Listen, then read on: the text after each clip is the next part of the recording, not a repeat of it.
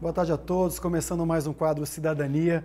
Hoje nós vamos falar sobre os impactos das alterações na legislação trabalhista e meu convidado é o Dr. Vinícius de Assis, que é advogado e professor universitário. Dr. Vinícius, seja muito bem-vindo aqui ao quadro Cidadania. Obrigado, Fabrício, te parabenizar pelo programa que você, a TV Alamana, proporciona à população informações, não só jurídicas, mas também de segurança pública, de saúde, educação. Parabéns por esse canal aberto com a sociedade.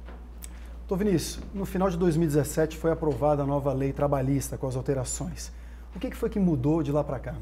Realmente, as principais alterações, né? Desculpa.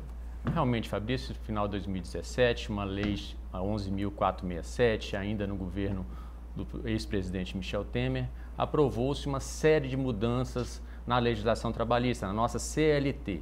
Mudanças no cenário do direito material do trabalho, que é o direito em si do cidadão, que a gente pode trazer como exemplo o contrato, a figura do contrato intermitente, a figura do teletrabalho, que são figuras que inovam as formas de contrato de trabalho.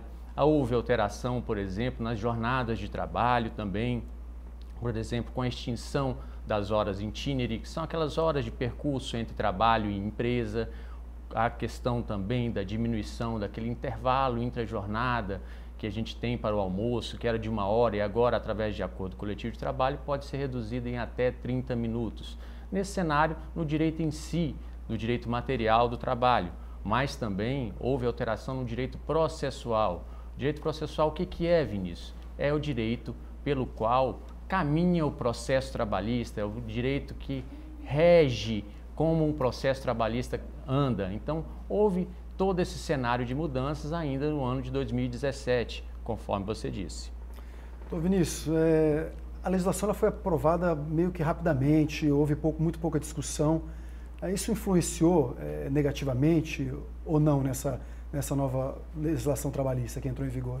Fabrício, amigos de casa, essa é uma crítica que eu faço enquanto professor, enquanto advogado. Não é ser contra ou a favor da reforma, é que a reforma ela deveria ser mais debatida.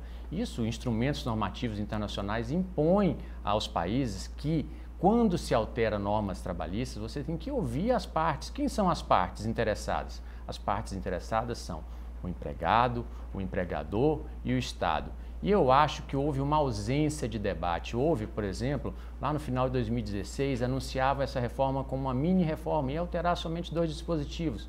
No final de 4 meses, rápidos 4 meses, já se alteraram mais de 200 dispositivos. E eu acho que em certos cenários ela foi intensa, em certos cenários ela foi tímida. Tímida como? Tímida, por exemplo, no sentido que acontece hoje, através de novas tecnologias, novos impactos em razão da inteligência artificial, por exemplo. Hoje em dia, hoje nós vivemos uma sociedade tecnológica, eminentemente tecnológica, como a extinção de postos de trabalho em razão da tecnologia pode ser adaptada, pode ser regrada por uma nova legislação trabalhista.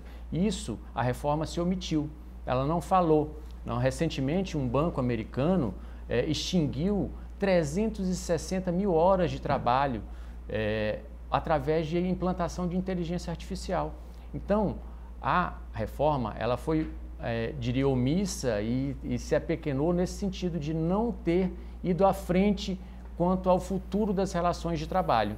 Então, eu acho que poderia ter maior debate e maior debate ainda nesses cenários do presente e do futuro nas relações de trabalho. Dr. Vinícius, até achei que a reforma foi um pouco tímida, também concordo, tinha que ter sido melhor debatido, mas sim, infelizmente acabou passando do jeito que foi, né? Nós já estamos com ela em vigor aí praticamente há 1 ano e meio. Dr. Vinícius, nós temos hoje no Brasil 13 milhões de desempregados e essa reforma veio justamente para gerar emprego, né, e facilitar a contratação de empregados e também ajudar as empresas. Isso aconteceu de fato ou não?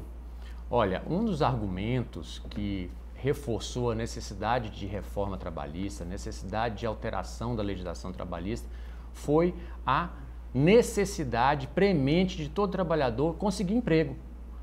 Naquele momento, lá em 2016 para 2017, os índices estavam altos e 13 milhões de desempregados, como já há vários anos acontecia, e um dos discursos governamentais era esse: olha, precisamos destravar a legislação trabalhista para quê? Para que haja um maior aumento de postos de trabalho.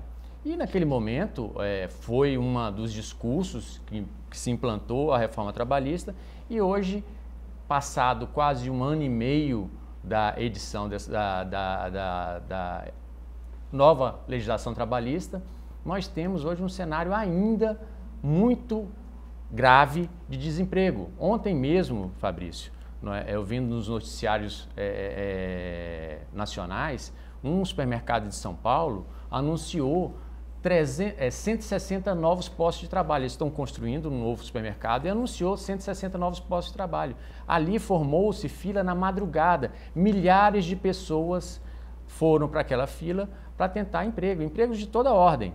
E isso demonstra claramente a necessidade, o número de desempregados no Brasil. Ontem saiu um índice importante ser dito, por um órgão da Secretaria de Trabalho do Governo Federal, do CAGED, falando que esse mês de março foram extintos 40 mil postos de trabalho. Como assim 40 mil postos de trabalho? 40 mil empregos formais que existiam deixaram de existir. Como eles medem isso? Pelos números de admissão e os números de demissões. Então, neste mês, e o cenário mais grave é no Nordeste do país, foram extintos 40 mil postos de trabalho. Acho que o único estado que foi positivo foi Minas Gerais, 1.000 e poucos postos de trabalho, acho que foi o único, Acho né? que sim, acho que Minas sim. Gerais foi isso. Então, Vinícius, essa lei, então, ela está em vigor desde 2017. Vamos falar da questão processual, né? O senhor percebeu que houve uma diminuição das reclamações trabalhistas? Eu percebi o seguinte, aqui na cidade, em Porto Velho, principalmente, acho que em todo o país, houve uma diminuição de obras, até pela crise econômica, o país realmente está parado, não existem investimentos, ou seja, se não tem obras, não tem contratação de funcionários e também não tem reclamações trabalhistas.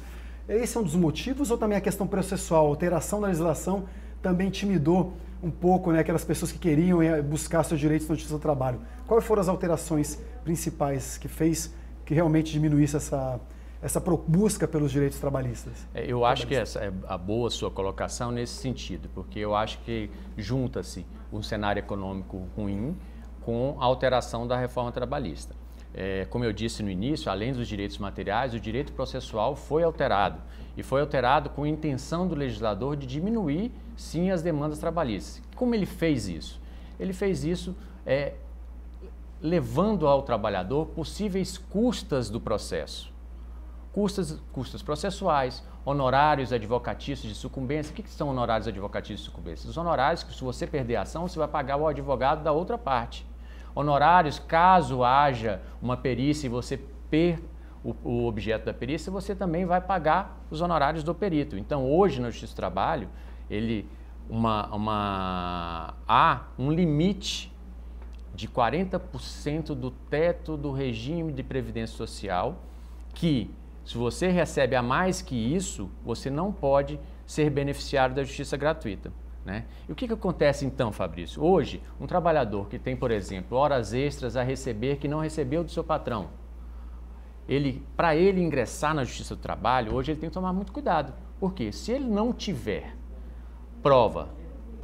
qual prova, Vinícius? Prova ou documental ou testemunhal de que trabalhou efetivamente nessas horas extras, é um risco ele ingressar na Justiça do Trabalho por conta que, se ele perder essa ação de horas extras, ele vai ser condenado a pagamento de custas e honorários advocatícios.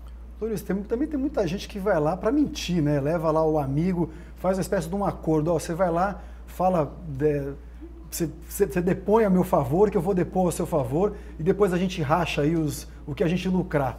Isso pode, doutor Vinícius? Claro que não. Eu sempre em sala de aula ou com o meu escritório falo o seguinte, eu sempre me baseio os bons empregadores e os bons empregados. Acho que isso não é a prática dos bons empregadores nem dos bons empregados. Ocorre que não é, essa é a regra, existem exceções. Caso isso ocorra, desse mau empregado ir à Justiça do Trabalho e mentir, terão as sanções que lá se impõem, litigância de má-fé e mesmo os custos do processo, caso ele não consiga provar, obviamente, por uma mentira. Então, por isso a importância da Justiça do Trabalho, hoje, nessas demandas, que ela está atenta, os atores do processo estão atentos. Atentos em que sentido? Atentos na pacificação social, na função da Justiça do Trabalho. Então, Vinícius, e para quem é um empresário, um microempresário, pequeno empresário, e como é que ele faz para se resguardar aí, para não ter um problema futuro com algum funcionário? O que ele pode fazer para se resguardar? Olha, primeiro, o que é mais a rotina do empresário hoje, enquanto tem um problema trabalhista, é o quê? Procurar seu contador, procurar seu advogado, sua confiança, e ele vai fazer o quê? Consultoria. Mas existe uma figura hoje mais eficaz, que hoje no Brasil inteiro, grandes escritórios de advocacia, contadores estão disponibilizando o chamado compliance trabalhista. O que é o compliance trabalhista? O compliance, eu lembro lá da lei de anticorrupção. A lei de anticorrupção trazia essa figura como uma boa governança, né? E dentro do compliance trabalhista é a figura de se utilizar desses mecanismos para rever sua estrutura de organização da empresa. Você se molda às novas a nova legislação, tanto legislação individual quanto coletiva, e aí você tem uma possibilidade de blindagem contra eventuais dívidas trabalhistas. Você vai estar agindo dentro da lei. Você utilizando o compliance trabalhista, você vai estar agindo dentro da lei, por consequência você não vai ser réu reclamado numa ação trabalhista. Então, veja, já caminhando para encerrar o programa, então precisamos mudar a legislação. Há também um peso muito grande, uma carga tributária muito alta em cima de quem quer empreender, quem quer trabalhar, gerar emprego, que são os pequenos microempresários. E praticamente você paga duas vezes, né? Você paga o salário do funcionário, mas outro salário só para pagar impostos. Você acredita que isso também pode ajudar a gerar empregos e mudar um pouco a realidade do país? Certamente. Eu acho que isso é um dos mecanismos pouco falado. Hoje se falou como uma solução para a crise do desemprego a reforma trabalhista, não se efetivou. Se fala muito hoje de reforma da Previdência e eu acho que pouco se fala hoje ainda de reforma tributária. Hoje o empresariado, o pequeno, médio empresário, ele está sufocado pela essa alta carga tributária e isso sim é uma forma de se discutir, uma forma de dar fôlego ao empresariado e, por consequência, o empresariado poder contratar mais, gerar emprego, gerar riqueza para toda a população. E lembrando a população que o governo não gera emprego não, quem gera mesmo, como eu disse, são os empresários, os pequenos, essa turma que está aí, que tem o seu lanche, o seu restaurante, que está gerando emprego, ajudando a contribuir para o nosso país. Então, Vinícius, muito obrigado pela sua participação, foi muito bom os seus esclarecimentos aqui no Cidadania. Eu que agradeço a TV Alamanda, agradeço você, Fabrício Jurado, pelo excelente programa e esse canal aberto com a comunidade, trazendo temas relevantes para toda a discussão. Um abraço a todos e até a próxima quinta-feira com mais um quadro Cidadania.